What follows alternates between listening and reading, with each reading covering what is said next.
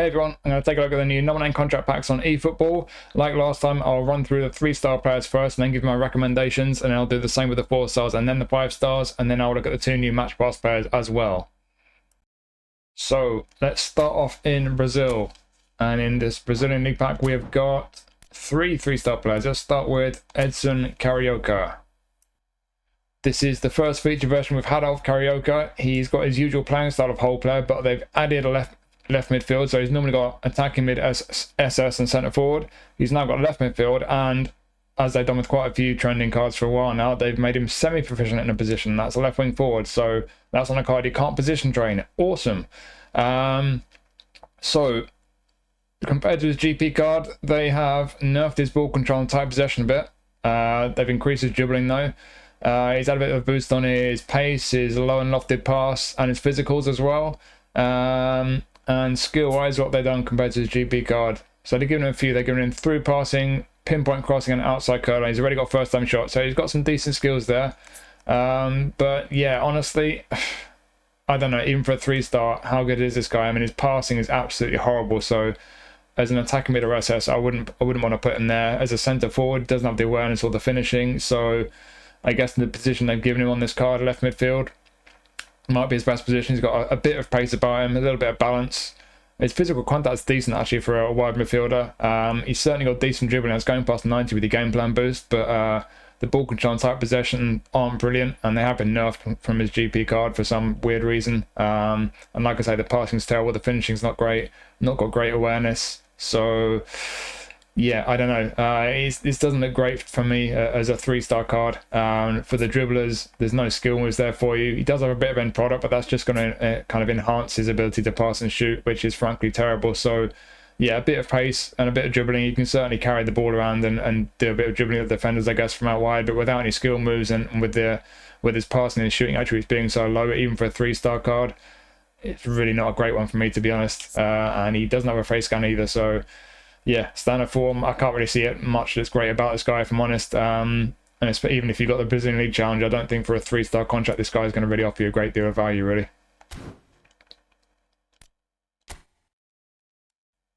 Next is Arthur Caíke, however you say it. I've said that wrong, I'm sure. So this guy is normally a dummy runner. They've changed him to a deep lying forward. Probably two of the least popular playing styles for a striker. He's normally an SS, but he's got the same positions he normally does. They've just changed the registered position from SS to centre forward. And yeah, deep line forward, inconsistent form. He does have a face scan this time. He's got a pretty decent beard as well. But again, he might only be a 3-star card, but he's not looking too great to me. You look at the positions. Has he got the pace to play wide left? Not really. There's an SS. Has he got the passing? Questionable. Has he got any passing skills? He's got a one-touch pass, but he's not got through passing. And there's a centre forward. How are the awareness and finishing looking? Not great. So yeah, this guy's kind of got a little bit of everything, but not a great deal of anything really. The only thing he's pretty decent at is kicking power, really. So it's not a great looking card to me. Compared to his GP card, they've taken a bit away from his acceleration. They made him a bit worse on the ball. They boosted his passing and shooting. Giving him a bit more pace and physical ability. So yeah, a decent boost on the whole from his GP card, as you'd probably expect from all these cards. And skill wise, got a few new skills. We've added rising shot, first time shot is new, and one touch pass. So yeah, for a centre forward and deep line forward, I think that set of skills is just lacking through passing, really. If you had through passing, you'd have a perfect set of skills, but without more ability, I just don't think this is a great card. Again, you know, it's only a 3-star, I know, but not great on the ball, not got great awareness, he's not got through passing. Is he great as a deep line forward, get involved in the build-up? No, he's not. As an out-and-out centre forward, is he any good without the awareness and the finishing? No. Wide left, has he got the pace or the dribbling? No. So again, I know it's only a 3-star, but just to be brutally honest, even for a 3-star contract, I do not think this guy's great.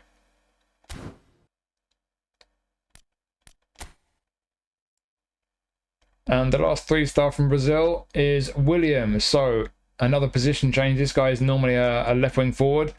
They've changed him to an attacking midfielder. They've added that as a position. And again, they've added a semi-proficient position at centre midfield, which is really useful since you can't position train these cards.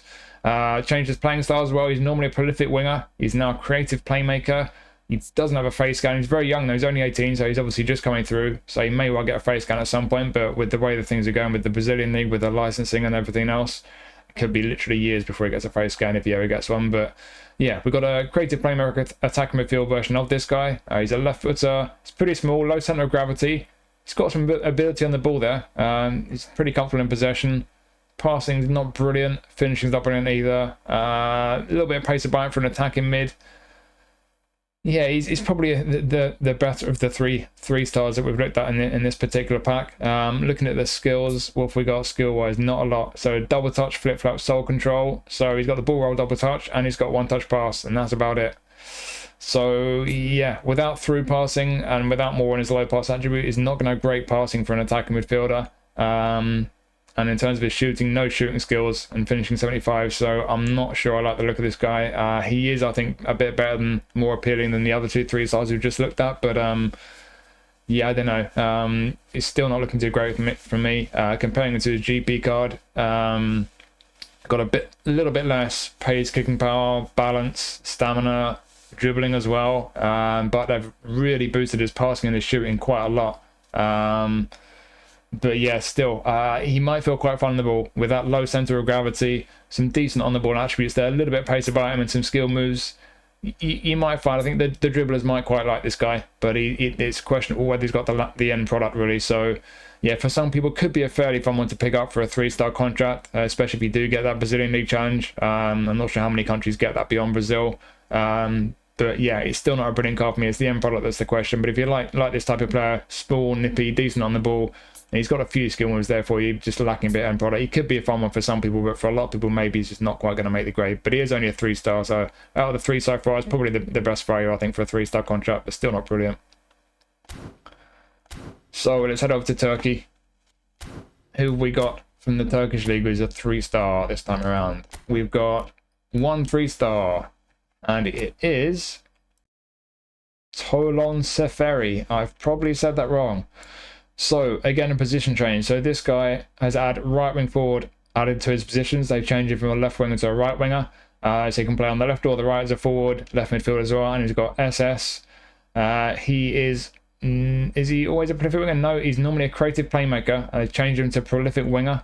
And he's another one of his cards where he's got the pace and the dribbling, but not a lot else. Inconsistent form as well. He doesn't have a face scan. Skill-wise, what have they given him? They've given him long-range shooting and first-time shot. I think that's it. So first-time shot, long-range shooting, long-range curler as well. He's got some shooting skills. He's got a bunch of skill moves as well. Clearly not great at passing. The finishing will at least hit 80 with the game plan boost, and he's got those shooting skills. So he's got a bit of end product with the shooting at least.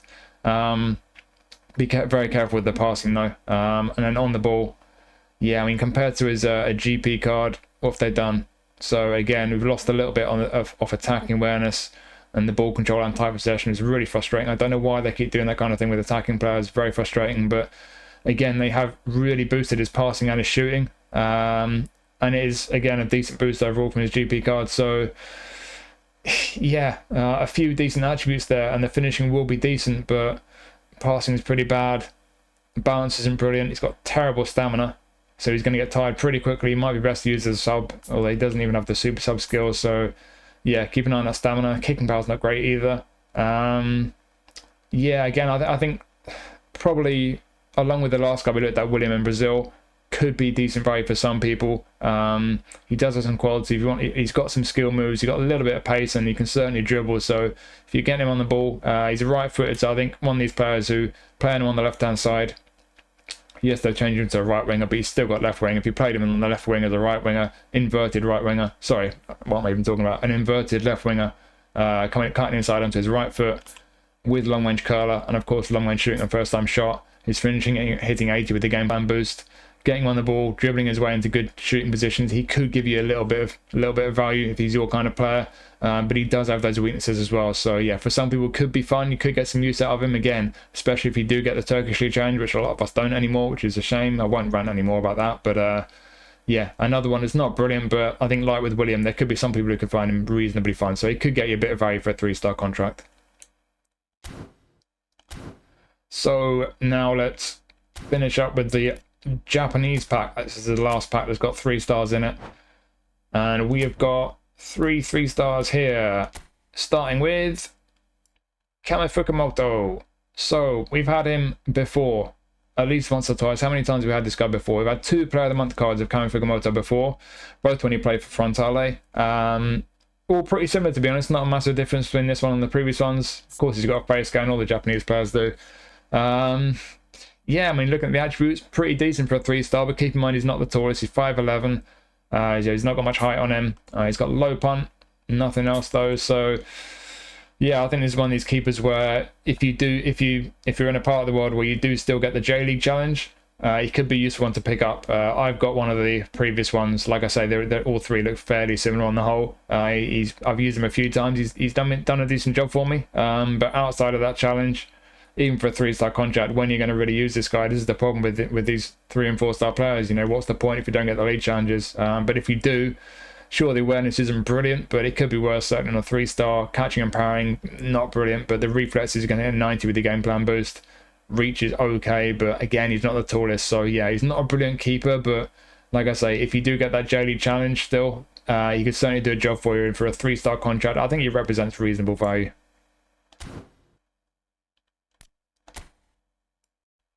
And next is another Usami card. So this guy's having a really good season for Gamba Osaka. This is his 3rd Player of the Month card this season. Both the previous ones were a goal poacher. They've changed him this time to a creative playmaker. He's normally a hole player, so we've got a creative playmaker version of Usami.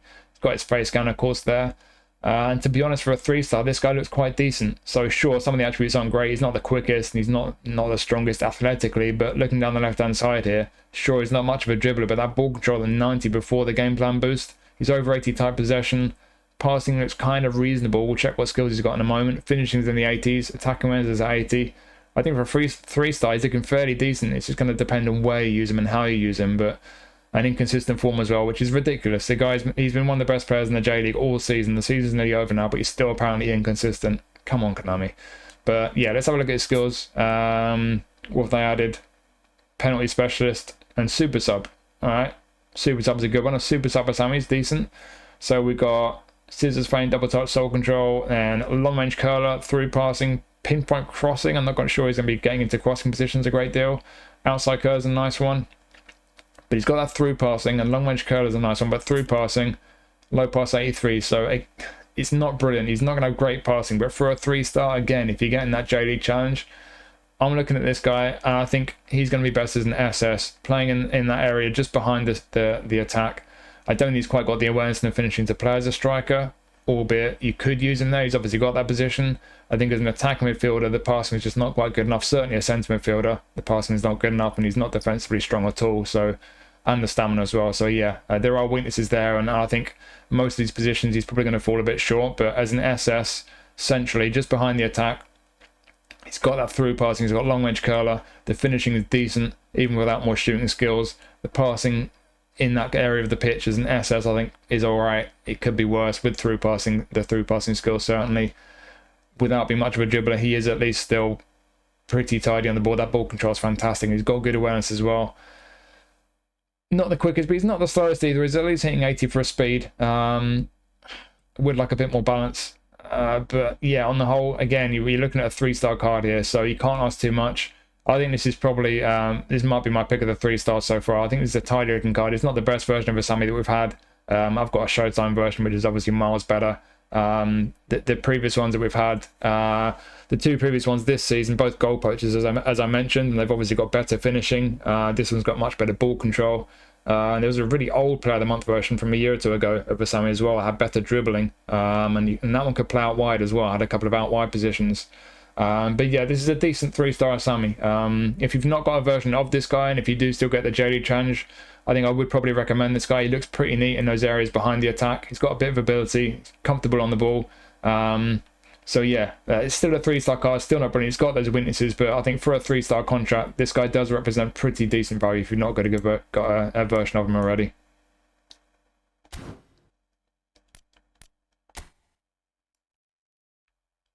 And now we have Shunta Tanaka. So he's had a good first season at Cerezo Osaka.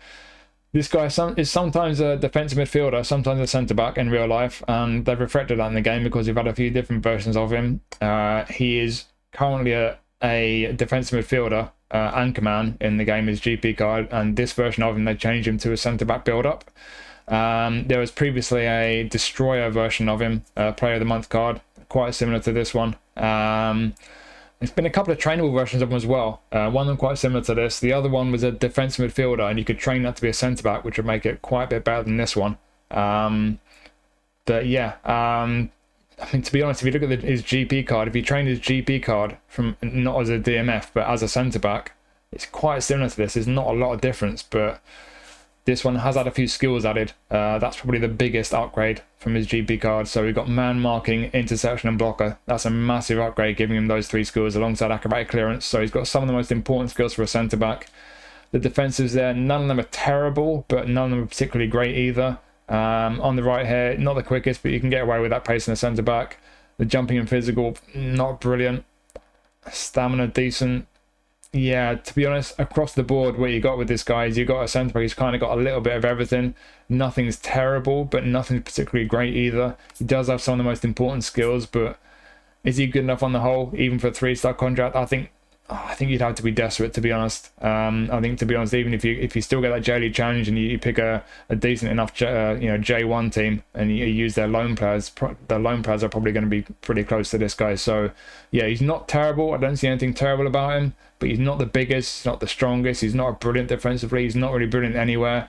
So as much as he's not a terrible card, I don't think he represents great value for a 3-star contract, to be honest. And before I forget, of course, face scan. But yeah, not a brilliant card. I don't see anything terrible about it. I just don't think I see anything that great about it. So I don't think there's a great deal of value to be had from this, even for a 3-star contract.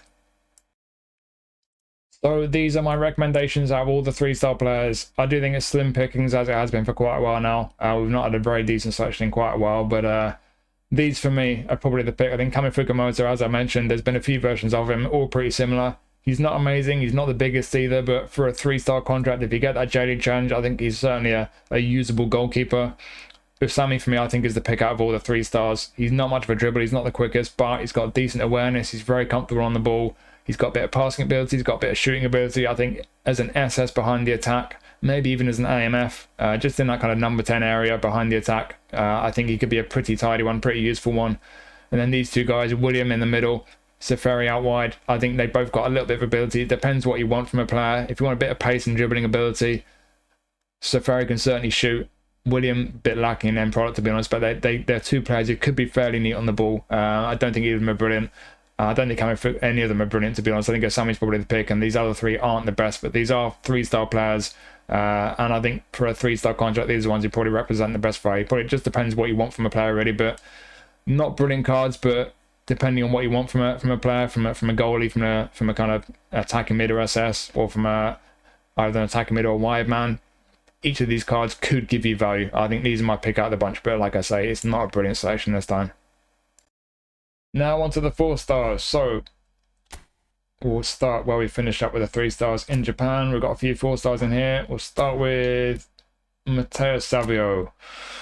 So we've had a few versions of him, and I've said in the past that they always do him dirty with his on-the-ball ability, and they've done the same again. Not only they've not done justice to how good he is on the ball, they've actually nerfed his ability on the ball compared to his GP card. Not the only card they've done that with, so that's really frustrating. I've seen him a bunch of times when I've watched J-League, and he's good on the ball. I don't understand why they're making him so bad on the ball, but yeah, they've nerfed him on the ball a bit.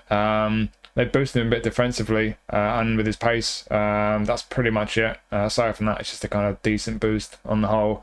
Inconsistent form, again, that's ridiculous. He's been one of the best players in the J League this season.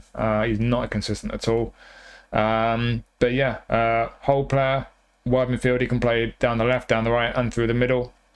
We've had quite a few Matheus Sávios. It's the 3rd player of the month card he's had this season. They're all fairly similar on the whole.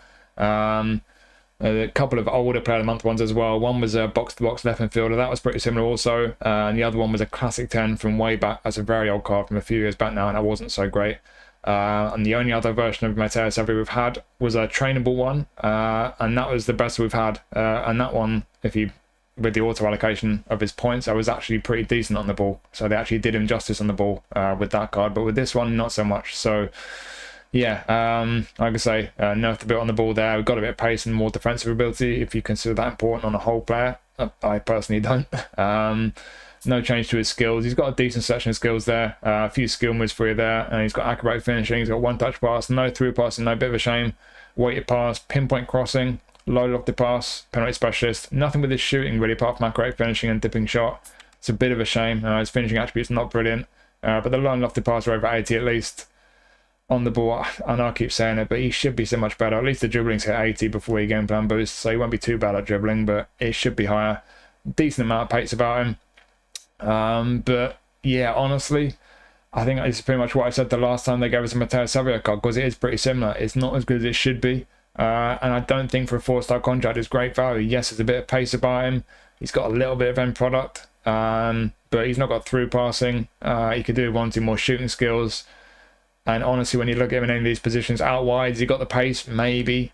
But is he good enough on the ball? Not really. Through the middle, has he got the passing ability? He's not got through passing, so no, not really. So, yeah, it's not a terrible card. There's his face scan, of course. But, yeah, to be honest, I think he's got a decent chance of being in the end of season pack when they do a kind of team of the season J-League pack. And I wouldn't be at all surprised if they give him a very good card in that pack. But, this one isn't so great. He deserves a better one, but maybe there'll be a better one coming. But yeah, as for this one, not as good as it should be in my opinion. Inconsistent form, lacks 1-2 skills, and for a 4-star contract, I can't really recommend it, to be honest.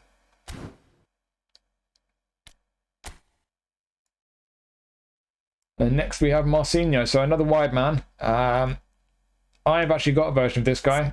I got it ages ago. I think two seasons ago, I think it was, in the kind of team of the season pack from the J League. It was a 4-star trainable version. Not brilliant.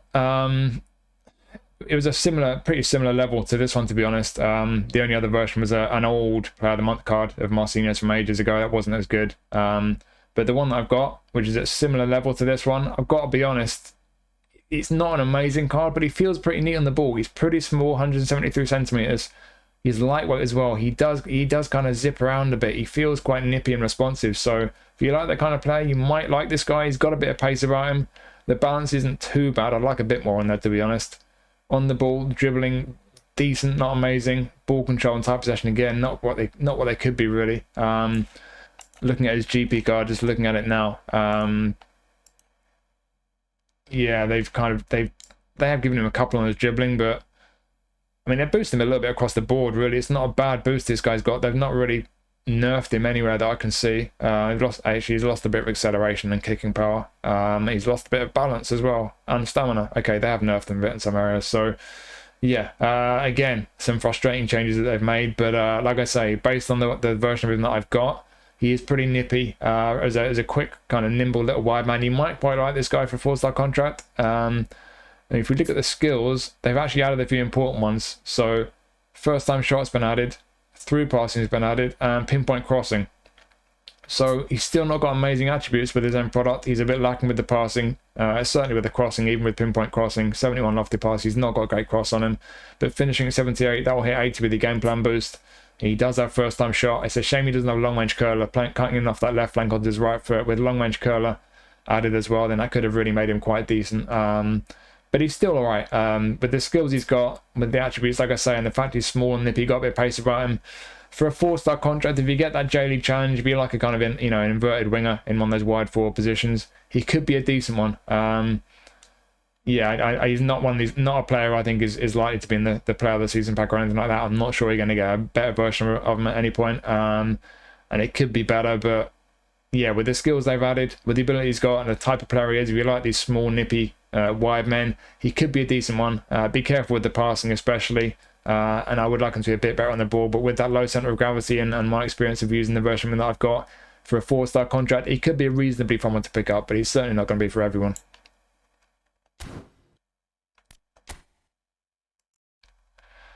And now we have Sho Sasaki. So there was a previous 4-star Player of the Month version of Sasaki. That was about a year or so ago, maybe a year and a half. I got that card. It was very good, and this one's pretty similar. To be honest, the main difference between that card and this one is that he's now right-footed. they thought he was left-footed before, so that's a left-footed version that I've got. You can now get a right-footed version of Sasaki. He is right-footed, but he is, of course, very two-footed. That's why they made that mistake. So as you can see there, he's a very two-footed player. And for a 4-star, it's pretty decent. There's actually been one other version of him, the trainable one, that was a little bit better than this, but had less skills, though. Skill-wise, got a pretty good selection here. So they've added interception and blocker, 2 very good additions. Already got man marking there, and you've got heading, aerial superiority. You've got a pretty complete selection of skills for a centre-back, so that's a really good selection of skills. The defensives, it's only a 4-star contract, 4-star card. Decent defensives there, not amazing. Certainly the engagement's very good, but he's reasonably solid down the middle there for a 4-star. The pace is decent enough for a centre-back. Jumping's okay at 85, but he's only 177 centimeters, so a bit lacking in height there. He does have aerial superiority and 85 jumping, but he's not going to be brilliant in the air. And this is where you're going to find a weakness. This is the one real downside with this guy. 78 physical contact. He's not the biggest, and he's weak on a centre back, especially with the way the game is now since the big update. That's a big problem on a centre back. So yeah, if you don't mind that lack of physical contact for whatever reason, looking everywhere else, he's pretty decent for 4-star, especially with that selection of skills that he's got. But honestly, for me personally, that puts me off a lot, that physical contact. It's not dissimilar to the previous Player of the Month version of him, which has been decent for me. So I will say on that basis, maybe you could allow that, and maybe you will find he's a decent card on the whole. But I can't not pick out that physical contact and point out what a weakness that is. That is a real weakness for me. But yeah, outside of that weakness, the rest of the attributes for a 4-star contract, I think very decent. Fantastic selection of skills. 2-footed as well on any player that's handy. So yeah, plenty of qualities with this guy, but he's a bit lacking in height. He's a bit physically weak, so 2 big weaknesses on him. But outside of that, for a 4-star contract, pretty decent to be fair. So let's move on to the Turkish league. We've got a few 4-stars in here. Let's start with Alexander Djiku. So I've got the only other version of this guy that we've had. It was in a Turkish League pack, trainable one. Pretty similar to this one, to be honest. Not a great deal of difference. Less skills though. This one, compared to his GP card, is a little bit worse defensively. That's just so annoying. It doesn't make sense. But they have given him a bit of a boost on pace, his physicals, and his technicals as well, to be fair. So a decent boost across the board, really. Just nerfed him slightly defensively, which makes no sense on a Player of the Month centre-back, but there we go. Got a face scan. What have we got skill-wise? So I mentioned that other version had less skills, the trainable one. They've added aerial superiority and they've added blocker. So 2 good additions there. So we've already got man marking, interception, and down there slide and tackle, acrobatic clearance. Pretty good selection of skills there. He's not got heading. Would like if he had heading, but outside of that, that's a pretty good selection of skills for a centre-back. Again, not the tallest. He's just shy of 6 foot. But 87 jumping aerial superiority. I think we're okay in the air. He's not going to be dominant by any means, but he should be okay. Physical contact 84 is a little bit on the low side for me, but could be worse. This is a 4-star card, remember. The pace is decent. That speed's going over 80. And these defensive attributes here, I don't know why they've nerfed him a bit. Still decent enough, I think, for a 4-star card. And down the left is pretty much par for the course on a centre-back. So, yeah. Skills, pretty decent. Attributes, decent enough. He's not the tallest. He's not going to be the most imposing physically, but outside of that, I think this guy's decent. I think he's probably a slightly better option than Sasaki, to be honest. They're both decent-looking centre-backs for a 4-star contract. I wouldn't consider him as a right-back. I don't think he's got the pace to play right-back or the technicals, but yeah, as a centre-back, again, not the biggest or most imposing, but... And I'd like these defensives just not to have been reduced from his GP card, to be honest. But on the whole, he has had a bit of a fairly decent boost across the board from his GP card. And for a 4-star contract, yeah, I think you could certainly do a lot worse. I think for the Turkish League challenge especially, it could be a very decent one to pick up if you still get that challenge.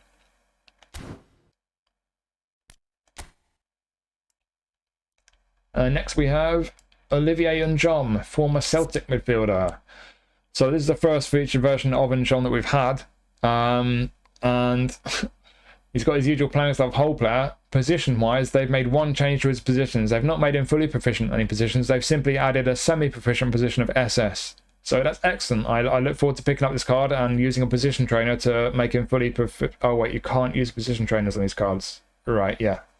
So anyway, he's now semi-proficient SS. Yay! What else they changed with this guy? They've taken a bit away from his speed and his stamina. They've given him a bit more acceleration. They've given him a nice boost on his physical contact and a nice boost on his attacking awareness and his finishing. So, yeah, fair enough. I think on the whole, a decent boost, a decent version of Ntcham. Not changed anything with his skills. A couple of skill moves there. Well, just one really. Soul control with cut behind, then dipping shot, rising shot, long range shooting. Got a few shooting skills. Good. That goes well with his the boost they've given into his finishing. One touch pass, no through passing. That's a big miss. Pinpoint crossing. Is he going to get into positions to cross it very often? No, probably not. Load of to pass penalties. Super sub. Okay, cool. Through passing is the big miss though, really. Does have some qualities here. I mean, great kicking power.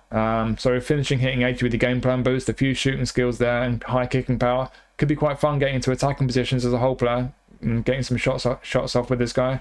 That could be the best strength with him. You know, his passing is not amazing without through passing, even with 85 on low pass.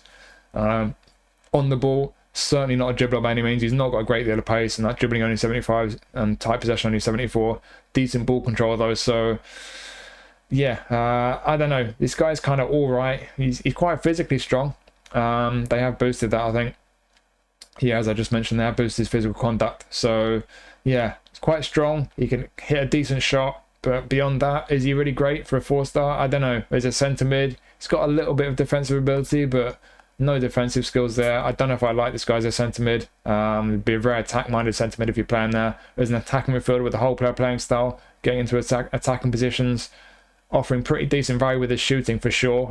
Not so much with the passing though. I think just one of these cards where for some people could be a decent one to pick up, could get you a goal or two, but for a 4-star contract, I'm not sure there's really enough quality there to really recommend him for a 4-star contract. If he had the through passing skill, I might be swayed, but outside of that, yes, some qualities certainly could be capable of getting a goal or two for you, but I'm not sure he's going to offer particularly great value for a 4-star contract on the whole.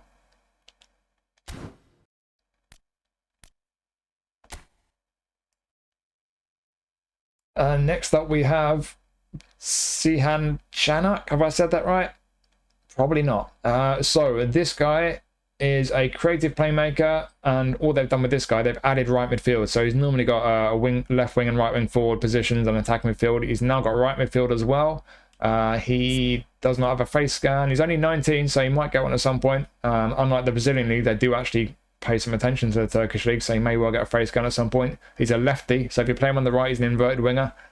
Inconsistent form. We've got quite a few inconsistent forms in these packs. And you can see where the quality side is another one of these cards. He's got a bit of pace, he's got some dribbling ability, but beyond that, what's he really got? Is he good enough beyond that? He is only a 4-star card, but still, what have they done compared to his GP card? What a surprise. We've got an attacking player who likes to play out wide, and they've taken away some of his on-the-ball ability. So we've lost a bit from his ball control and tight possession. But we've got a bit more speed and acceleration. That's the boost there. So we lost a bit of his on-the-ball ability. We gained a bit of pace. That's pretty much it. Skill-wise, nothing's really changed, I don't think. So a few skill moves there, and soul control, and we got long-range curler. So again, as a left footer on the right, cutting inside, long-range curler, a very good one to have. Through passing, nice. Pinpoint crossing, outside curler, nice. So yeah, with through passing, pinpoint crossing, low and lofted pass, both going to hit the 80 mark with the game plan boost. He's not going to be brilliant at passing or crossing, but he could be decent enough. But that's the one concern for me really in terms of end product. Finishing 70. Yes, he's got long range curls, a good one to have, but don't ask too much with the shooting. Don't go smashing in shots from 30 yards away. They're not going to go in. But if you're careful enough, you don't ask too much with the shooting, and you keep it simple. With the pace, bit of ability on the ball, albeit tight possession sucks a bit. He could be useful coming off the right flank. I think for a 4-star contract, this guy looks like he could be useful. If you're like a tricky inverted winger, I think there's enough ability there with this guy that he could be decent value for a 4-star contract. One or two downsides, of course, the tight possession sucks. I don't know why they've reduced that. And you're going to have to be very careful with his finishing. And the stamina as well sucks. Be careful with the stamina. He's not a super sub, but he might be best coming off the bench. Otherwise, he's going to get tired. But yeah, he's going to be quite tricky, quick. He's got a little bit of end product with his passing and his crossing. So yeah, either on the right or left. I certainly wouldn't play him through the middle. I don't think his passing is good enough, but right or left, because he does have pinpoint crossing. You could put him on the left, put some crosses in. But on either wing, I think this guy for a 4-star contract, yes, one or two weaknesses there, but on the whole, I think there's enough ability that you could get decent value from him for a 4-star contract, especially if you could still get the Turkish League challenge. And that's all the 4 stars from there. Okay, so one more league to look out for 4 stars. Have we got any in Brazil? I think we've got at least one. Have we got a couple? We've got a couple, I think. So yeah, we've got 2. And we'll start with Gustavo Henrique. So this guy has a face scan. He's got his usual playing style. He's a destroyer centre-back. He's very tall, about 6'5", so he got some height on him. And we've got some qualities here. Clearly, the defensive awareness is fantastic. The physical contact's fantastic. Jumping 82 is not brilliant, but he's quite tall, and he does have aerial superiority. They've added weighted pass. They've added interception. That's a good addition. Acrobatic clearance as well. So on the whole here, pretty good selection of skills for a centre-back, but man marking is the big miss for me. That's a big shame. And as much as he has qualities, and on the whole, he's going to be pretty strong in the air, very physically strong. There is a big concern with this guy. One or two big concerns. He is unbelievably slow. His balance is horrendous. He's going to get tired after about 10 minutes. Yeah, there are some weaknesses with this guy. And also looking at him compared to his GP card, they've reduced his defensive engagement and his tackling and his aggression. So he's had a bit of a defensive nerf. He can barely move. He's lacking man marking. I don't think I really want to talk too much longer about this guy. Yes, you got a few strengths there, but the weaknesses, there are a bunch of them, and quite honestly, I'll be petrified having this guy in the centre of my defence. A destroyer with that defensive engagement, stepping forward, coming out of position, then having to turn around with all the turning circle of an artillery tank. These attributes here, just, yeah, the weaknesses on this guy, they just outweigh the strengths for me, and for even on a 3-star contract, I wouldn't touch him. So yeah, I'm not personally going to recommend this guy at all.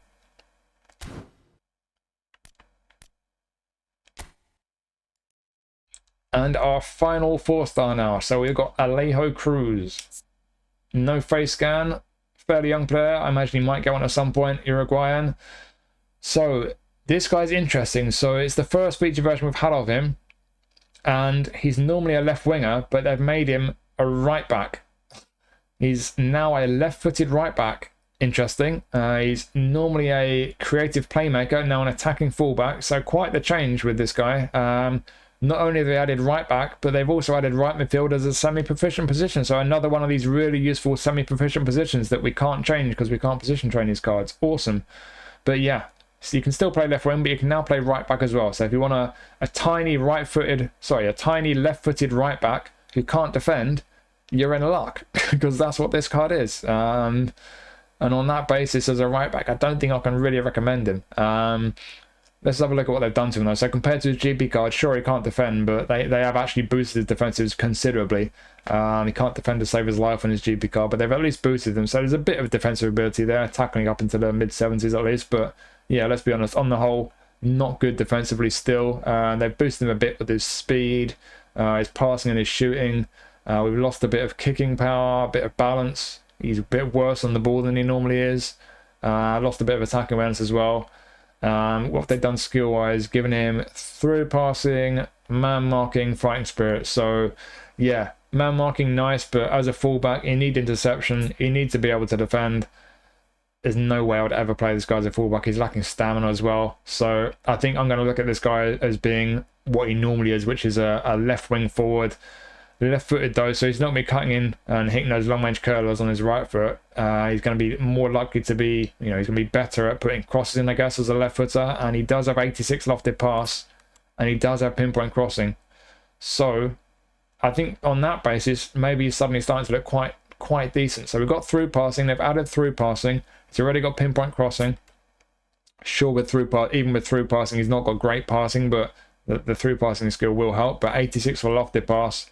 77 goals, okay. Not got much kicking power though, but I think on the whole, certainly with the lofted pass at 86 and pinpoint crossing, he's going to have a decent cross on him. He's got a good amount of pace about him. Speed and acceleration should both hit 90 plus with the game plan boost. They have nerfed him on the ball compared to his GP card, but he's still going to be okay on the ball. So yeah, I think he's going to be a card that he's only going to suit certain players. If you're like an old school winger, a left footer on the left, getting up and down the left flank, getting crosses in, he could be decent for you. Not amazing. He's not amazing on the ball, but certainly could be decent. He's got a cross on him. He's got the pace. He's small as well, 170 centimeters. So he's got the low center of gravity. He should feel reasonably nippy, even if he's not going to feel brilliant on the ball. And with the pace and the crossing ability, like I say, he's a very particular type of player. This guy is clearly not a right back, but as a little nippy left winger who can put crosses in, if that's your kind of winger, he could be a decent one to have for a 4-star contract, especially if you still get the Brazilian League Challenge. Other than that, though, I think for people who don't like that type of a winger, he's probably not going to be your thing. And certainly for people who want a good fullback, yeah, not happening at all. He's not good enough to play as a right back. But yeah, like I say, as a left winger, old school left winger, that particular type of left winger could represent value for a 4-star contract for you. So here are my recommendations out of all the 4-star players. Again, I don't think it's a brilliant selection, but these for me would probably represent the best value. I think you've got 2 centre-backs here. Sasaki, if you don't mind the fact he's a little bit short and he is significantly lacking physical contact, and those are 2 major weaknesses in any centre-back. But outside of those 2 weaknesses, he does have a lot of qualities. And based on the previous Player of the Month version that I have and that I've used quite a lot, it could be a pretty decent centre-back card. Djiku, bit more well-rounded, no real major weaknesses. It's not an amazing card, but for a 4-star contract, I think he could represent decent value. So 2 centre-backs there who for a 4-star contract, especially if you still got their respective league challenges, could be decent value for a 4-star contract. Alejo Cruz as a right-back, absolutely not. As a left winger, if you like an old-school left winger, whipping crosses in, he could be decent value for a 4-star. And then you've got 2 more wide men here. You've got Çanak. Be careful with his shooting. He's not got great shooting with finishing only about 70, but passing and crossing are half decent, and if you're careful not to ask too much from with his shooting, I think on the whole he could have a decent, tricky little winger there. And Marcinho, similar. I've got a previous version that's quite similar on the whole. Nippy, responsive. I quite like the one that I've got, and whereas Çanak is quite decent with his passing, not so much the finishing, Marcinho is kind of the other way around. So 2 wingers there who could be a decent, tricky winger for you if you're like you like your wingers to be quick and to get on the ball and dribble with them. They could be decent value for a 4-star contract. So like I say, not an amazing selection, but I think out of all the 4-star players, the best value you could get for 4-star contracts will probably be out of these 5 cards in my opinion. Now onto the 5-star cards, and we'll start with a few of these Player of the Month ones because we've got a few. Firstly, in Brazil, we've got Aníbal Moreno. So it's the first time I've had a feature version of him. He does have a face scan. He's an anchorman defense midfielder. That's his usual playing style and position. Compared to his GP card, they have given him a nice boost to his physical strength. He's better on the ball, better passing, but they've actually nerfed his defensive attributes a little bit. That's a real shame on a defensive midfield anchorman. Why would they do that? But that's what they've done. But he's still decent enough defensively, and certainly the tackling is going to hit 90 with a maximum boost in the game plan. So yeah, on the whole, it's a fairly tidy looking card, to be honest. I've not done anything with his skills. He's got a decent selection of skills there. So 1-touch pass and through passing, and then defensively we've got interception, aerial superiority, side and tackle fighting spirit. It's a pretty decent selection of skills for a defensive mid. I'm not sure he's got enough going forward to be a centre midfielder, even though he's got that position, but certainly as a defensive mid, decent selection of skills, and with the attributes, yeah, decent. I don't think it's amazing for a 5-star contract. I don't know. I'm not sure he's necessarily going to be great value. I'd like a bit more on his passing maybe, but there's no real major weakness there. He's just kind of decent everywhere. So I think you can certainly do a lot worse. If you're in a part of the world where you still got the Brazilian League Challenge, I think it could be a very useful card to pick up for a 5-star contract. But as is the case most times with a 5-star contract, you've got quite a few options. So whether there are better options, it's just entirely up to you. But unwavering form, decent selection skills, the attributes are decent. For me personally, I don't think it's an amazing card, but I think it is a decent one. You could certainly do worse than this one, so it's certainly one that's worth considering, I think. And now let's jump to the Turkish League because we've got another couple of 5-stars there. Let's look first at Gabriel Sara. So we've just had Gabriel Sara in Player of the Week, and that's a pretty decent looking card actually, the Player of the Week one. He's got a face scan, he's a Galatasaray, he's got his usual whole player playing style, usual positions, he's a centre mid or attacking mid. He is a left footer. Comparing to the Player of the Week card, the Player of the Week cards are box to box, and it's much better defensively than this one. But this one, it's got more skills as well than this one, but this one is better on the ball. So maybe it just depends what you want, and the playing style as well might be the biggest difference. But this does look like a decent version of Sara. We've had a boost compared to his GP card on awareness and finishing, acceleration, physical contact, and a bit on his balance as well. They've taken a bit away from speed, bit of a shame. Kicking power, I think we can afford to lose a bit there, and stamina as well. It's just a slight reduction there. So on the whole, pretty decent boost. I think it's a decent version of a Gabriel Sara. This skill wise, all they've done is they've given him a long range curler. So long range curler, rising shot, long range shooting, got some shooting skills there, and then 1-touch pass and through passing, pinpoint crossing, low lofted pass. So with his shooting and passing, he's got some end product. That low pass will be hitting 80 with the game plan boost. Sorry, 90. Finishing will hit 80 with the game plan boost. He's by no means a dribbler. He's not got great dribbling. He's not got great speed. So Not much of a dribbler, but comfortable enough on the ball. The ball control's decent enough. I would like a bit more attacking awareness on the whole player, especially if you're going to play him as an attacking midfielder, but I think he's got some qualities there, to be fair. Like I say, not a great deal of speed, but the acceleration is decent. Good kicking power, a little bit of physical contact on him. Balance is decent enough, not amazing though. Yeah, it's an alright card, this. Similar to when we were looking at Ntcham in the Turkish League pack, he's a whole player, and he's got centre mid and attacking mid. As a centre midfielder, can't really defend, no defensive skills. I wouldn't play him as a centre mid myself. He'd be too attacking there. I mean, if you've got one or two defensive mids behind him, sure, maybe. But I think he's certainly, for me, better suited to playing as an attacking midfielder with a whole player playing style, getting to good positions. He can pick a pass for sure. He's got a decent shot on him as well, with that finishing, hitting the 80 mark with the game plan boost and a few shooting skills. He's an okay card. He's not the quickest. I would like him to be a little bit better on the ball, a bit more dribbling and stuff. This is a 5-star card, remember, and a bit more attacking awareness as well. So in a few ways, he's just not quite as good as I'd want him to be, but I don't think this is a bad card at all. I think if he's got the kind of profile that suits you, and certainly if you're a Galatasaray fan, if you like this guy, maybe a Norwich fan if you still like the guy, it could be a decent card. It's decent on the whole. It's not amazing. And again, as I was saying before with Aníbal Moreno, it depends on what other options there are for a 5-star contract, because there are a bunch, and I think just about all the 5-star contracts are gonna be pretty decent cards for a lot of people. So yeah, you might find that there are better options, but certainly again, this is one that for a 5-star contract it might not be an amazing card, but it's certainly worth considering.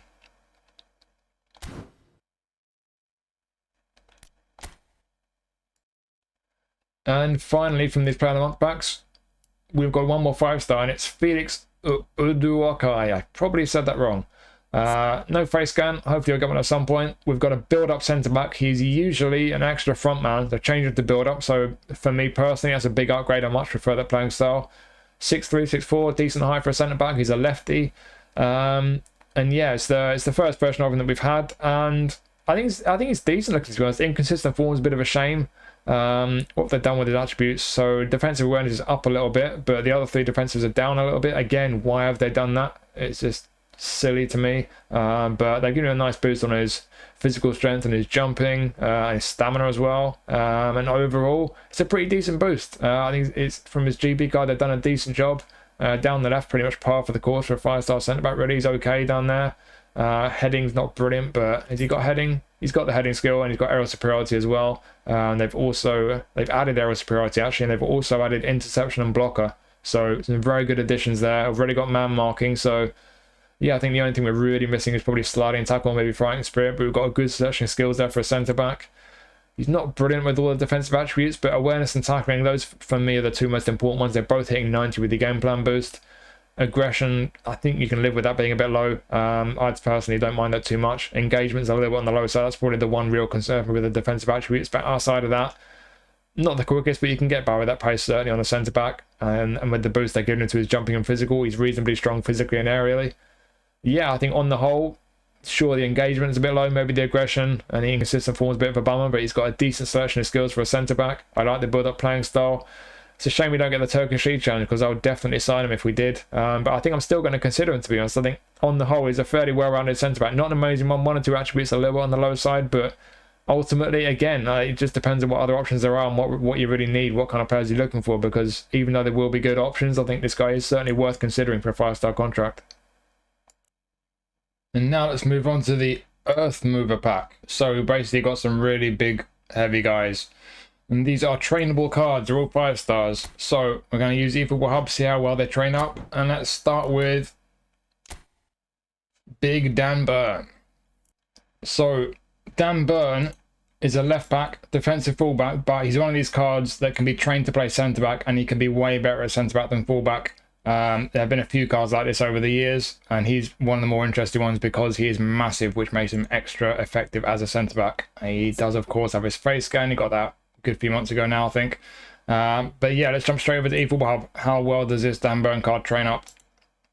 So we'll start off at left back, max amount auto allocation, fully boosted, and he's certainly got a lot of strengths. So down the left, he's pretty sound for a fullback. It's pretty much what you want. He's around about the level you need him to be there technically. Down the middle, very strong defensively, some very good attributes there. Down the right, a mix of good and bad. So the speed, that's good enough. I'd like a fullback to hit about the 90 mark for speed. So he's a little bit shy of that, but he's not far off. Acceleration, no, is dodgy, 72.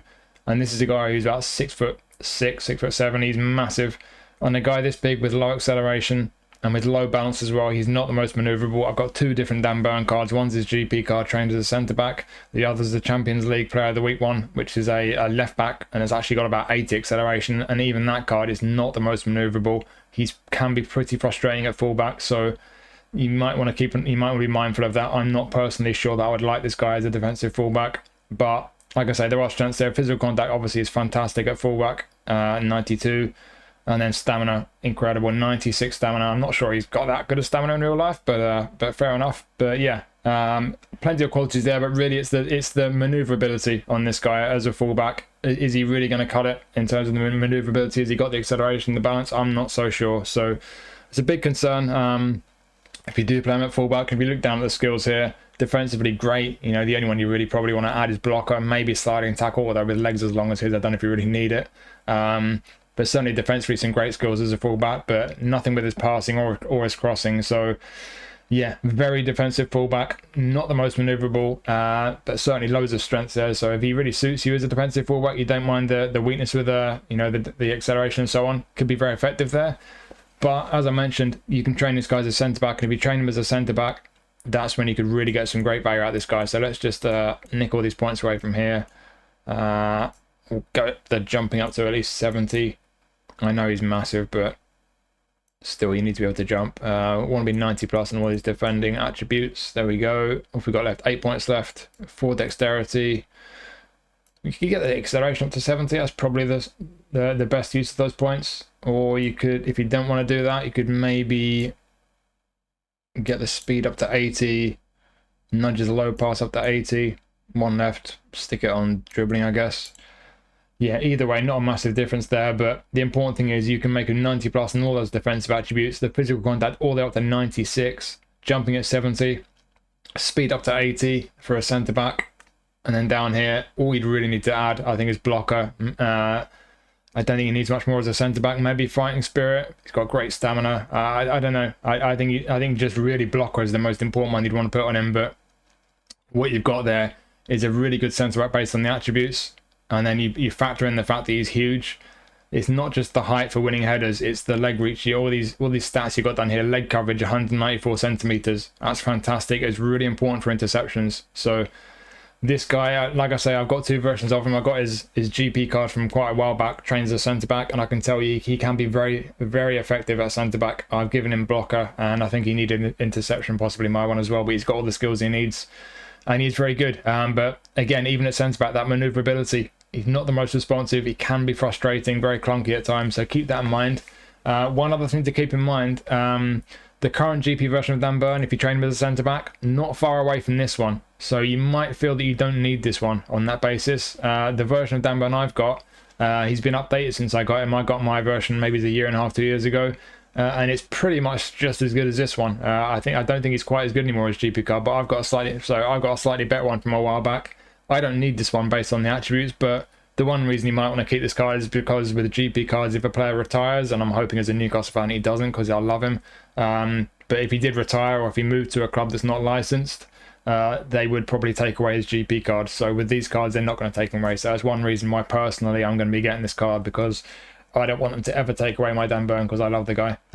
But yeah, obviously the maneuverability, responsiveness, the acceleration, whatever you want to call it. The issue is obviously he's a big physical clunky guy, but if you don't mind that weakness, the other qualities he's got as a fullback, he could certainly do a job as a very defensive fullback, but especially as a centre back, a massive centre back with the attributes he's got. He's got some fantastic strengths here.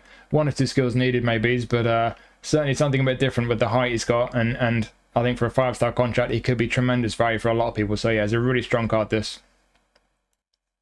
And next up, we have Isaak Touré from Udinese. We have an extra front man. He's another lefty, like Dan Burn. Another centre-back. And there's another similarity as well. He is huge, 206 centimeters. He doesn't have a face scan yet, but I hope he's going to get one because I'm going to be signing this guy. Only 21 years old. Let's jump over to eFootball Hub, and we're going to see how good this guy is. So, Isaak Touré, how good are you? Right, something to bear in mind at this point. that I noticed on eFootball, they've made an error. They're saying it's 21 level, so you max him out all boosted. You're thinking, all right, he's not that great. Really doesn't look like he's great value for a 5-star. He actually goes to 31, not 21. So you update that. There you go. Just keep that in mind. If you've been looking on eFootball Hub, you're not impressed, you need to put the level cap to 31. This is how good he actually is, and might not be incredible, but he's pretty strong. He's certainly got some strengths here, and like I say, this is the one thing you've got to be looking at here. He's not going to be a nimble kind of cultured centre back. He's going to be an absolute massive beast of a centre back. I don't think there are many players in the game, never mind centre backs, who are as tall as him. And he has aerial superiority as well. Sure, he needs a few other skills. You need interceptions, certainly. I would give him heading as well. I would give him acrobatic clearance as well, because if you've got a centre back 206 centimetres tall, you give him acrobatic clearance, the ball comes anywhere within about a 20-metre radius, he's going to be kung fu kicking it halfway down the field. So yeah, he needs a few skills, but he's solid. Attribute wise, he's solid. He's physically incredibly strong, and yeah, just for the fact that he's so huge, he could be one of the best centre backs around for dealing with big aerial threats like Yan Kola, Onuachu, those types of striker. Obviously, he's not the best all around. You look down the left hand side, he's not going to be great on the ball. He's going to be pretty horrible on the ball, to be honest. Like with Dan Burn, not great balance or acceleration, but the speed's pretty decent for a centre back.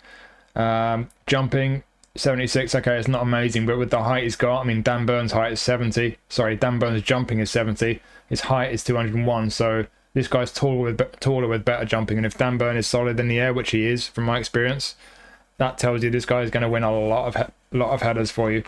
So yeah, the way the points are allocated, will they change much? It would be nice if all these attributes hit the 90 mark, but I want to get that jumping up, to be honest. If you really want to make the most of the strength this guy's got, primarily in terms of his physique, then you look at defending there, you see they're up to 16 on defending. So if you take up to 4 points off defending, they're going to give you 4 each time. So you take just 1 off there, 4 points. You can stick that straight on goalkeeper 1 and get his jumping up to 80. It might be worth just doing that, to be honest. I'd be very tempted just to do that.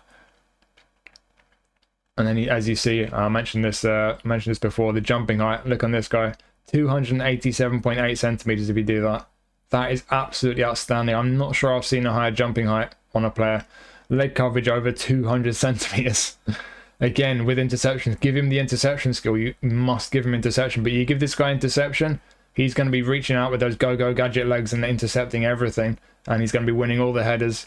Yes, he's not great on the ball. He might not be the most responsive. He's going to be clunky as hell. And with that playing style of extra front man, I think this is just about the last kind of centre-back I would want to have marauding forward and running out of position. But you could put a defensive instruction on him, and in my experience, that does seem to work. So I'd personally do that. But either way, for what he's good at, just being massive and getting in the way of everything and winning headers, sure, he's not the best defender all round, but at those things that he is good at, he could be absolutely immense. So certainly something very different to what most people have in terms of the centre-back options, and for the strengths he does have, and for the fact he is a slightly different option, I'm definitely going to be signing this guy. I think he could be a really fun card to pick up, and like I say, if your opponent's got players like Kola or Onuachu, it might be worth at least just keeping this guy on the bench so he's in your squad, and then bring him in when you need him, because to stop those types of strikers could be brilliant. So yeah, not the best centre-back all round, but for the unusual height, the strengths that he's got, being incredible in the air, I think he's well worth picking up, this guy.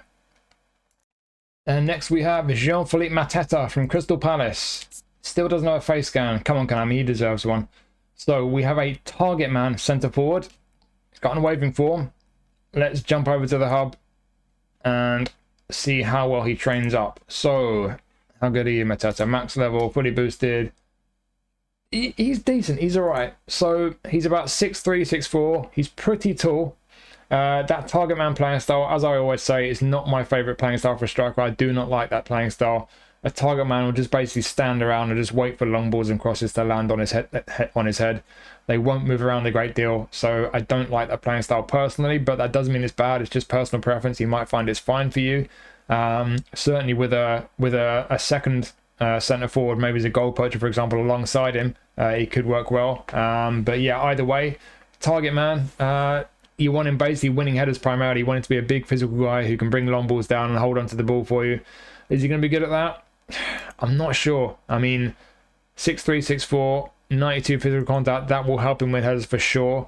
But jumping only 79, heading only 79, how good is he actually going to be in the air? We look down at the jumping height, 273.2. That's not that amazing. It's not bad, but it's not brilliant. On a target man, if you really want to make the most of that target man playing style, you need your centre forward to be an absolute beast in the air. And he really just isn't for me. He doesn't look that great in the air. He does have aerial superiority. He does have heading. I would give him acrobatic finishing, certainly, to make him just that bit better from crosses. First time shot, the most important one on any striker. Soul control, nice bonus on a big physical guy. He could do with some passing skills.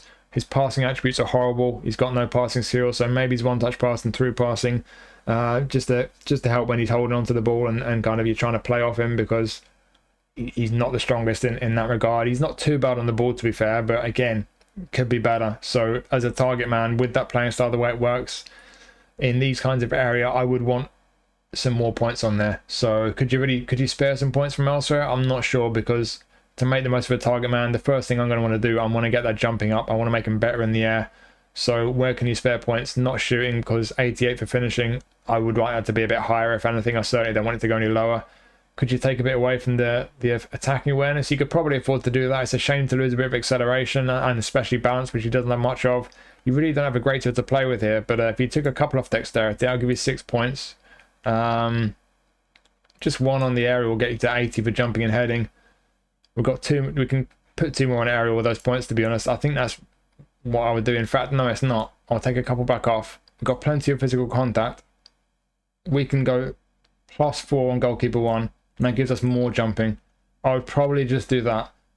It's not a massive increase, but from the auto allocation, we're +5 on the jumping. I think that's probably worth doing, because as a target man, you can't really do a great deal with him to get him moving around more and to really, to use him in any other way. They're very limited. You really need to play to his strengths and kind of feed him long balls and crosses. So to get him more jumping, I think scrimping a couple off dexterity is probably the only thing I'll consider doing in terms of the way the points are allocated. But even if you do that, looking down here, the jumping height does adapt when you move the when you retrain him. It's up to 276.5 now. Again, it's not bad at all. It's good. It's just not amazing. And for me personally, on a target man centre forward, I want him to be an absolute monster in the air. Is he good in the air? Yes. Will he score from crosses for you? Absolutely, especially if you give him acrobatic finishing as well. He can score goals for you. He's got decent awareness and finishing. It's just as a target man, without more attacking movement like other play styles have on a centre forward, without being a bit better on the ball as well in the build-up, I just don't think he's quite good enough. I don't think you're quite going to get as much out of him as other target man centre forwards. So yes, he's got qualities. Yes, he'll be good in the air, but he's just not quite good enough at the things I would want a target man to be good at. So not a bad card, but I just don't think it's a particularly great one personally. And next we have Casemiro from Man United. So of course he has a face scan. He's an anchorman defensive midfielder as always. Only got standard form these days. If you've got an old version of him, you might have one with unwavering form. I do personally. But yeah, let's jump straight over to eFootball Hub. We'll see how good he is. And sadly, yes, it is a good card, but it's one of the lower rated feature versions we've had of Casemiro. I've had a quick look at previous ones, and they all seem to be at least slightly better than this one. So he's obviously, he's declined a little bit. He's not been doing too well for Man United. So that kind of does explain it, I guess. But yeah, if you've got a previous version of Casemiro, you probably don't need this one. But if you don't have a good version of him, it certainly can be a very effective card. So the strengths are obvious with this guy, and you can see it in the skills that he's got. All defensive skills down here, apart from long range shooting and weighted pass. You've got heading and aerial superiority, man marking, interception, acrobatic clearance, fighting spirit, blocker, sliding tackle. I don't see anything he's really lacking defensively, to be honest. But if you are going to play, excuse me, if you're going to play him as a defensive midfielder, I think one touch pass, through passing.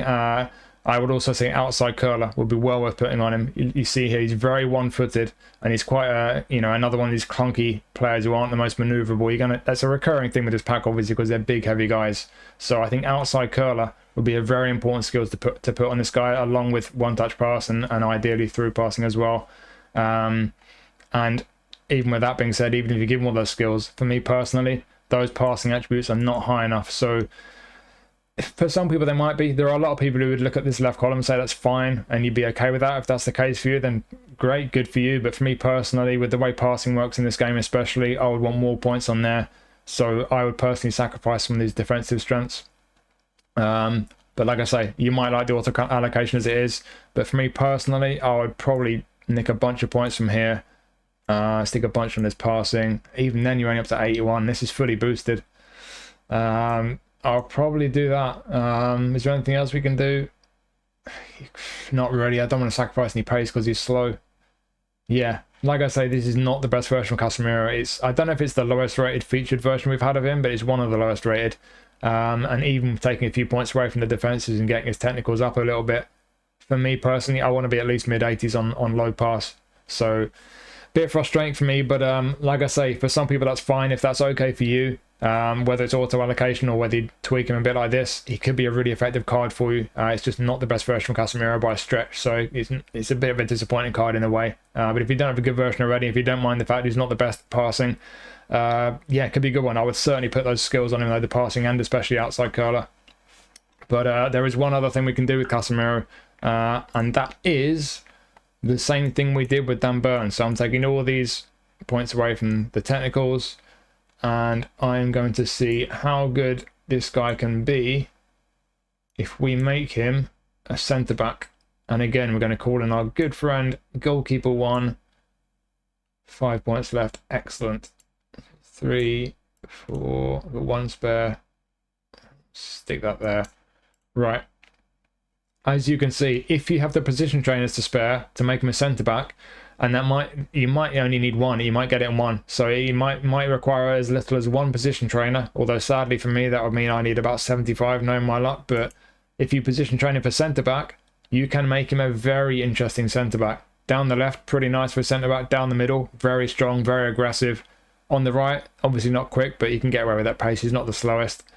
Tremendous kicking power for centre-back. Jumping, thanks to the goalkeeper 1, we can get that jumping up to 90. Physical contact 92 is fantastic. Not the best heading, but he's got the heading skill, so I think that'll be fine.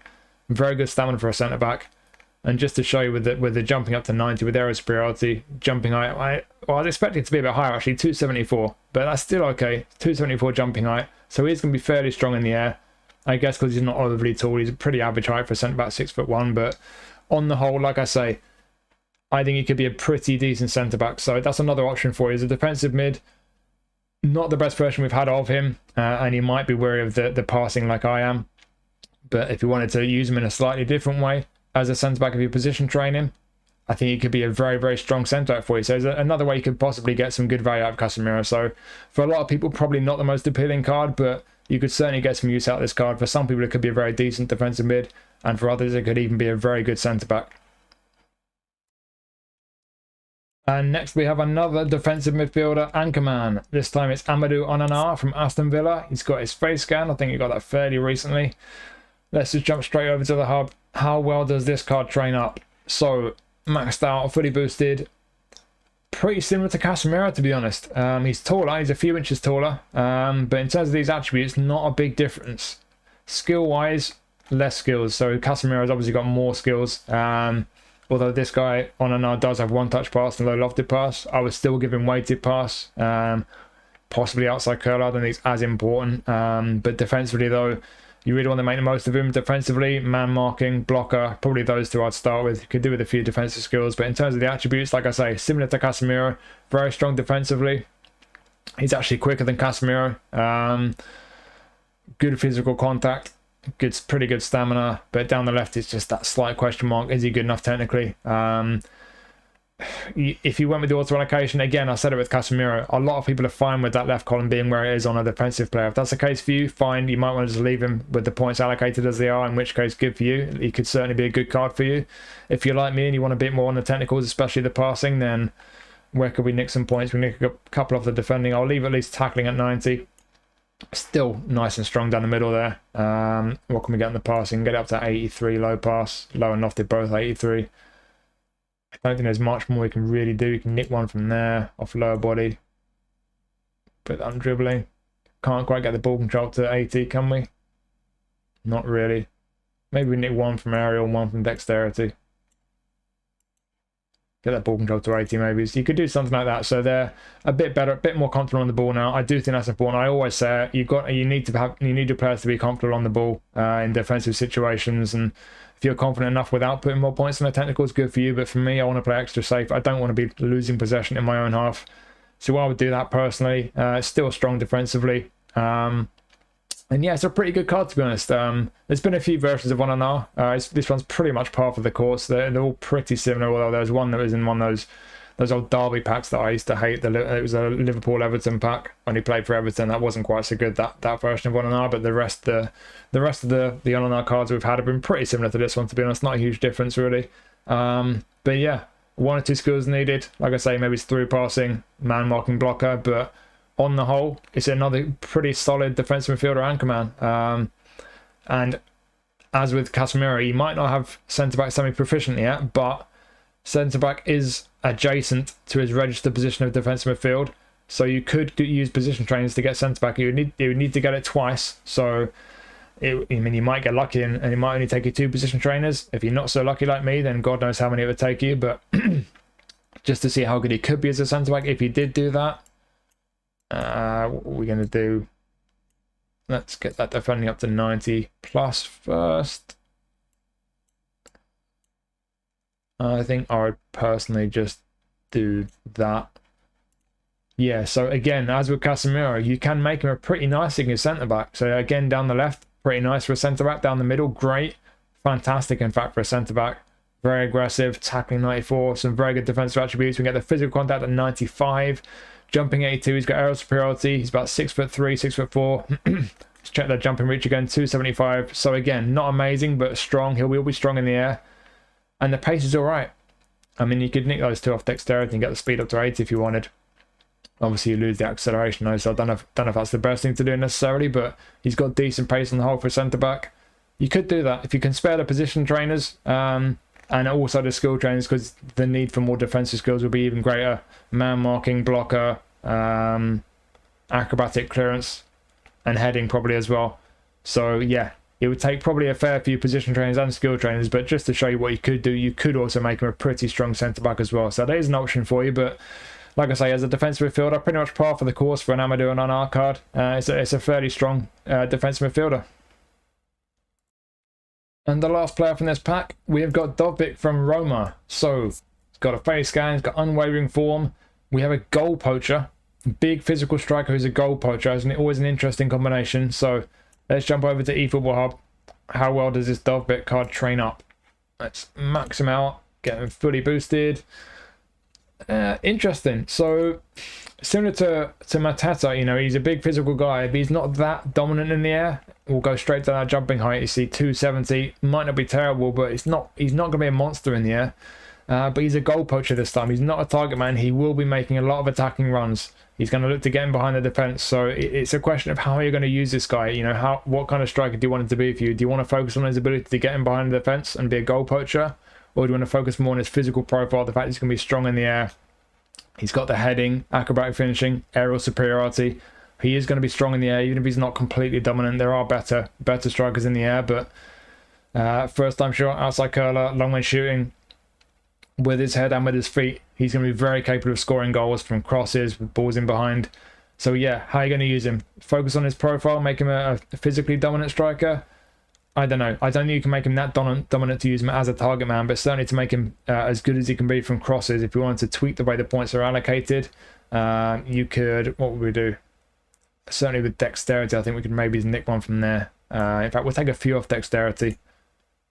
I'm going to really try and round him out a bit. So, get his passing up. We can get his passing up to 70 actually without putting too many points on. Get a bit more on the dribbling, get his ball control to 80. 2 points left. If we stick them on, probably goalkeeper 1. So as a bit of more of a well-rounded build, I'm not sure this is the best way to train him, to be honest. We've lost a little bit of the pace, but we've gotten a bit more comfortable on the ball there.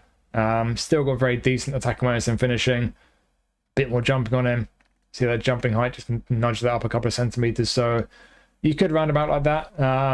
To be honest, I don't think I'd personally do that. I think personally, for a goal poacher, I always look to try and make the most of the playing style a player has. So on that basis, I think what I would do, I'd forget the passing if you're just going to be running in behind. How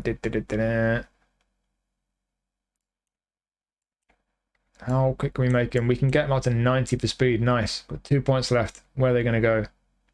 Aerial, of course.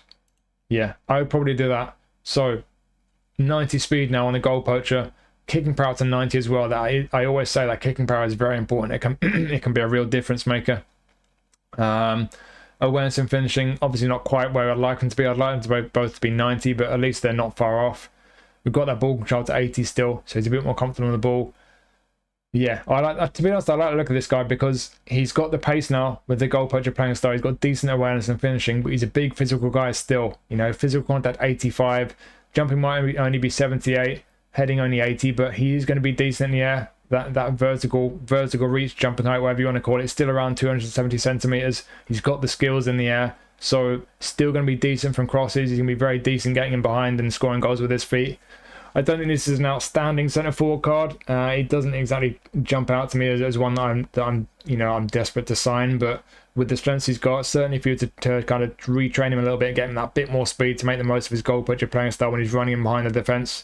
The fact he's got the big kind of physical frame to back him up as well. He's got a bit of everything. He could be a menace, this guy. I think he looks like a pretty decent card. Not an amazing one, like I say, but if this is a striker that suits you, if you like a goal poacher, he's got a bit of everything, a bit of physicality and some pace as well. I think he could be a pretty effective centre forward for a lot of people. And just to compare him quickly to his previous cards as well, before I forget, there have been a bunch of versions of him. There's one, I think it was in the recent Ballon d'Or pack. It was a bit better than this one. And there's one in some kind of Showtime pack. Maybe it's like a Player of the Season pack from La Liga. That was a bit better as well. But outside of that, pretty similar to the other previous versions of him. So yeah, not the best version of Dovbyk we've had, but it's a pretty decent one. I think for a lot of people, it could be a pretty effective centre forward. So my recommendations for the 5 stars, as I often seem to do, I'm going to include most of them on the screen, to be honest, because they're all 5-star cards, and I don't think there are any 5-star cards that aren't good. You know, obviously they are 5-star cards, so they're all going to have pretty good attributes on the whole. I don't think any of them are bad, but out of all the 5 stars, I've kind of grouped a few together on the left and the right. So on the left here, we've got 3 defensive midfielders. Might be a little bit controversial, but I'm going to include Aníbal Moreno in there because he's quite well-rounded. I think with Onana and Casemiro, we've got 2 big physical guys who are going to be very strong defensively. But with Moreno, he's got some defensive strengths, and with a maximum game plan boost, he's got 90 tackling, and he's just on the whole, he's going to be pretty decent at defending. But he's got a bit of technical ability as well. He's going to have a reasonable pass on him compared to these guys. So he's a different option. He's a more rounded defensive midfielder. Most people probably would say he's not as strong as these two, but I think he's worth considering. He's worth looking at him. But these 2 guys as well, Casemiro is one of the lower rated versions of Casemiro that we've had. But if you don't have a good version of him already, he can be very effective still, even though this isn't a particularly high rated version compared to the previous ones. And you can make him a very strong centre back if you wanted to do that. And then Onana, quite similar to Casemiro, he's got a bit more speed, just not quite as strong defensively. And again, you could make him a decent centre back as well. So yeah. 3 defensive midfielders there. I don't think any of them are amazing, if I'm honest, but we're just looking at the ones which I think are going to offer you the best value for a 5-star contract. It's very subjective. It depends on what you want personally, but if these guys suit you, any of these guys, I think you've got 3 defensive midfielders that, even though none of them are amazing, could offer you some value for a 5-star contract. And then on the right, again, I've grouped a few together, and again, it could be slightly controversial, but I think this Felix Uduokhai, I think he's a decent looking centre back. I don't think he's bad, and he's a slightly, he's an alternative to these other guys. All 3 of these guys are left footers.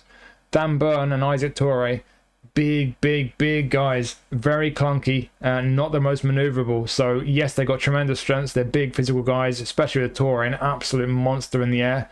But as much as those strengths are fantastic and they're very tempting cards, and I'm probably going to get both of them myself, sometimes you don't want a centre back who's too big and clunky. Sometimes you want a centre back who you can just manoeuvre a bit better. And I think with this Felix Uduokhai guy, maybe he's not as much of a defensive beast as these other guys, but he's got some decent strengths elsewhere. I think on the whole, he's quite a nice, well-rounded build-up centre-back. So not an amazing centre-back card, but he's worth considering. But like I say, with these 2 guys, of course, Dan Burn, you could use him as a big physical defensive left-back, and he is very decent at that. But as a centre-back, alongside Touré, you've got 2 options there for a big physical guy who's going to be strong in the air, especially Touré. He's going to be dominant in the air.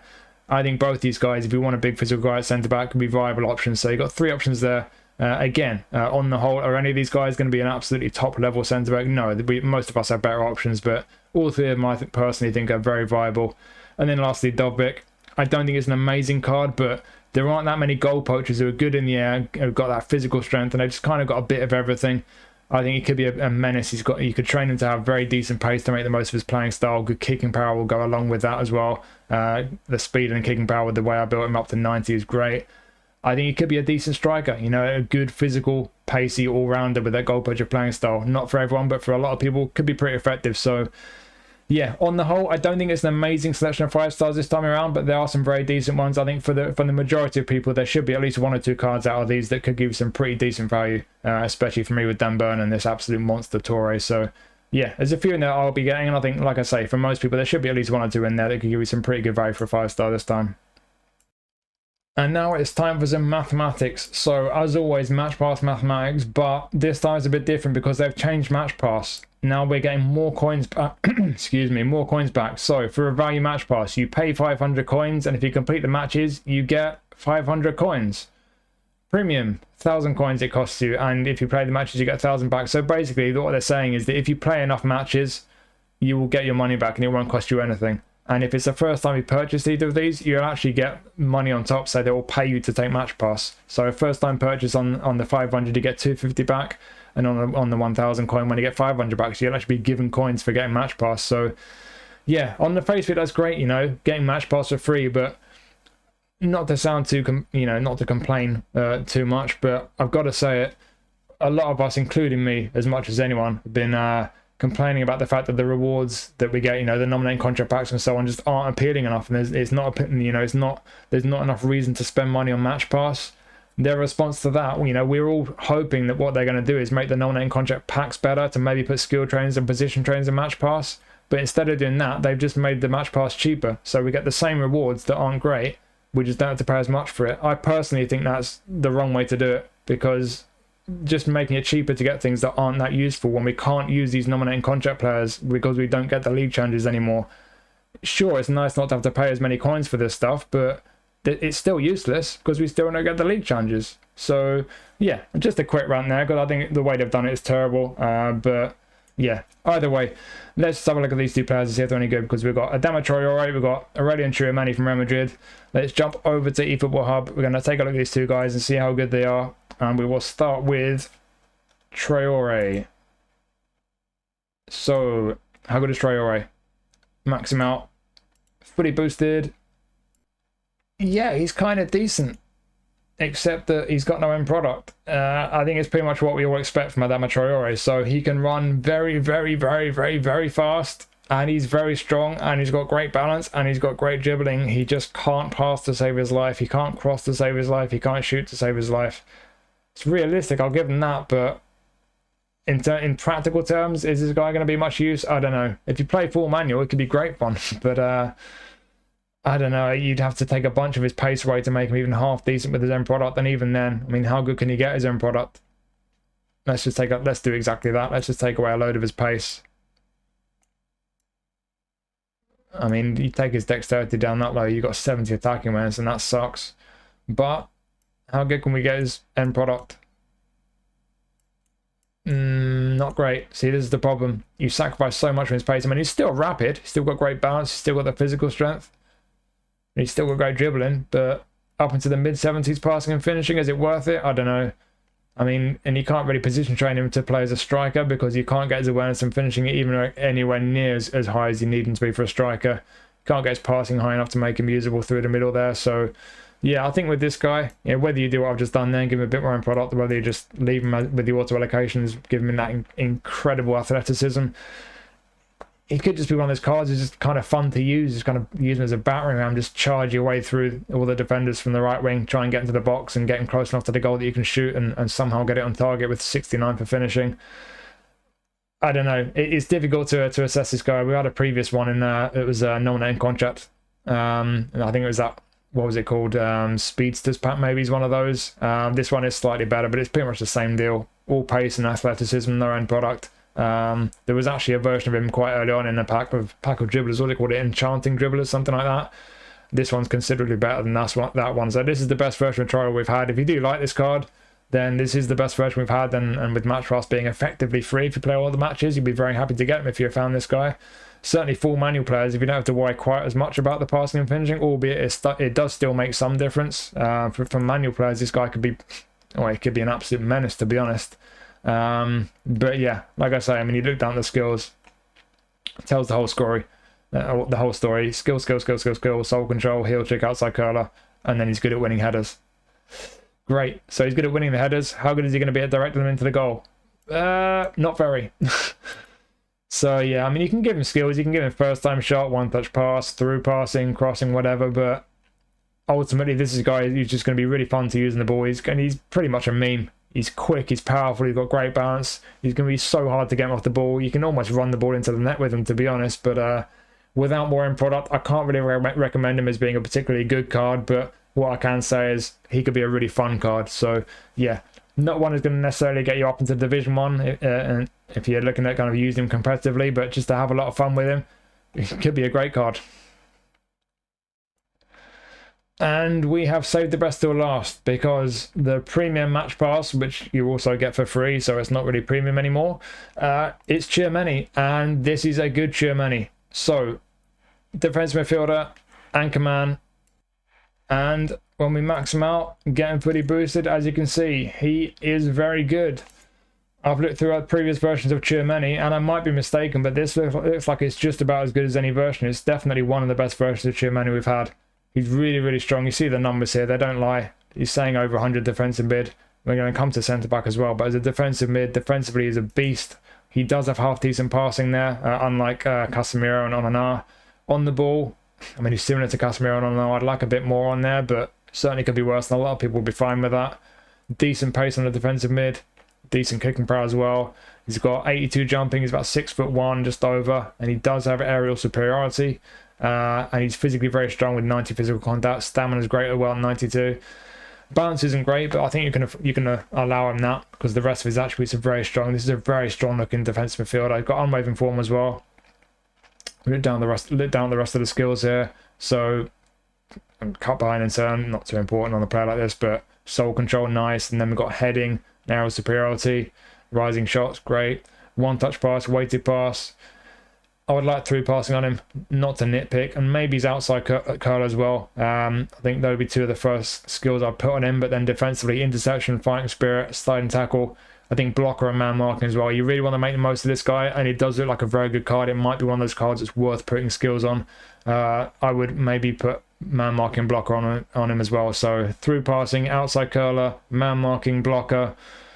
And then you've got one space for a fifth skill to put on him as well. But I'd put those 4 skills on him personally.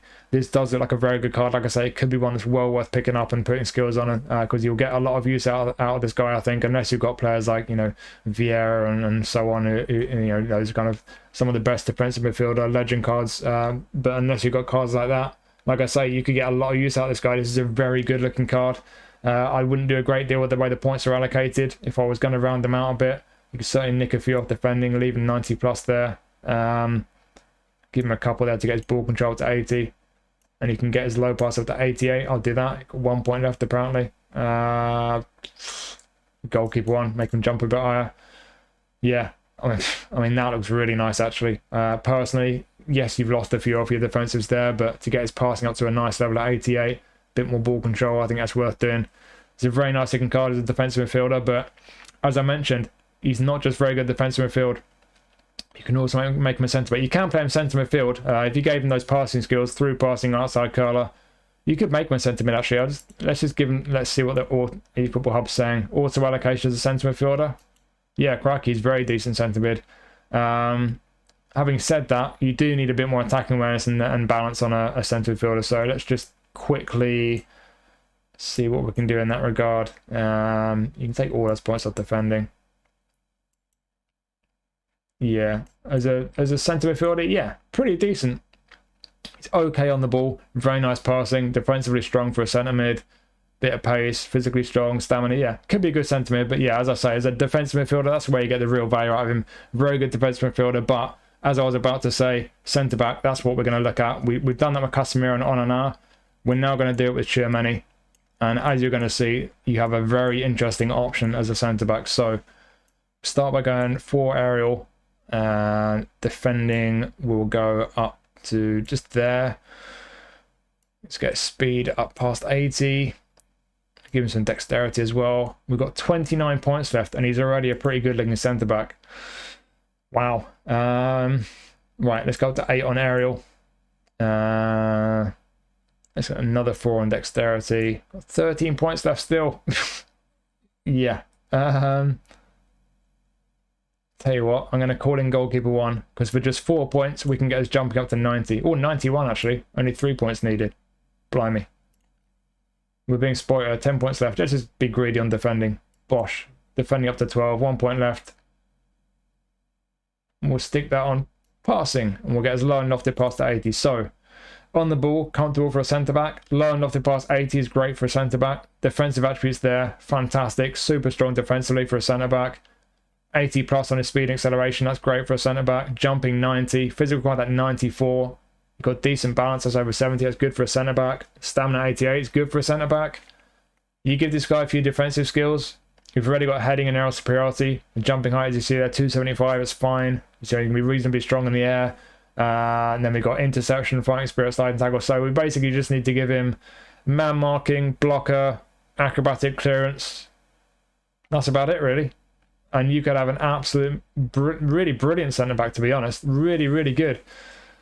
I mean, we've got Rijkaard coming up on Monday. And the kind of, you know, the best legendary centre-backs are obviously going to be absolutely ridiculous these days. But for a card that's basically free, you know, the fact that this is now in the, you know, the so-called premium match pass, which is going to cost you nothing if you play all the matches because you'll literally get all your coins back.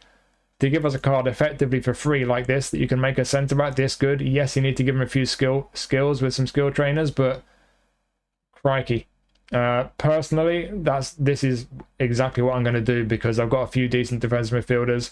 I've got a few decent centre-backs as well, but I don't think I've got any centre-backs any better than this. This is an absolutely outrageous centre-back card, so yeah.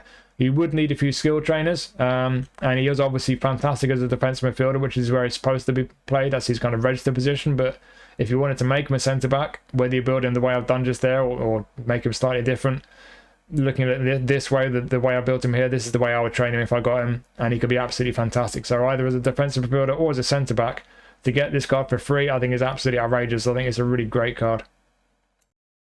So there you go. Those are all your nominating contract players and match pass players. So as I said, I don't think the nominating contract packs are particularly great, but that is just the norm these days. A lot of us have been complaining for a while now, but rather than make the rewards better, they've just made them less expensive. And as I already started to ramble about earlier, I think that's the wrong way to do it. I would much rather we still have to pay the same amount for these match passes and for the rewards to actually have some kind of purpose with that, you know, and for us to have those league challenges to use players in and to have that incentive to build squads and, you know, to play the game and enjoy it. But they obviously want something different to that.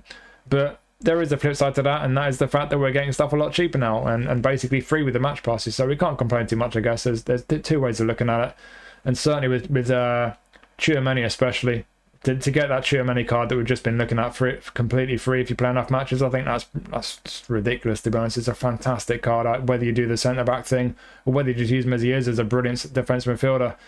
And then from the nominating contracts, there's some decent ones in there. As I've been saying for probably the last 4, 5, 6 selections from nominating contracts, nothing particularly special from the 3 or 4 stars, but some decent ones in the 5 stars. This massive guy, Touré, looks like a really fun one to pick up. Dan Burn, I'm delighted with. So there's some decent ones in. I think most people should hopefully be getting at least 1 or 2 decent ones out of the selection this time around. But yeah, there's certainly a lot to discuss around what they've done with the match passes. It's an interesting decision they've made, but certainly lots of positives to take from this selection of nominating contract packs and match pass players. So hopefully you found this video useful. Thank you for watching as always. I do really appreciate it. As I've mentioned already, I'm probably going to be doing a pack opening stream. I'm going to dust off my wallet and go for those Dutch Legends on Monday. So I'll update the Discord and probably the community tab to let you guys know if that stream does happen. But yeah, for this video, thank you for watching. I do appreciate it. I hope you have a fantastic weekend. I'll try and get a video done reviewing those Spain players as well, so keep your eyes up for that. But yeah, I'll catch you guys soon. Take care of yourselves. See you later.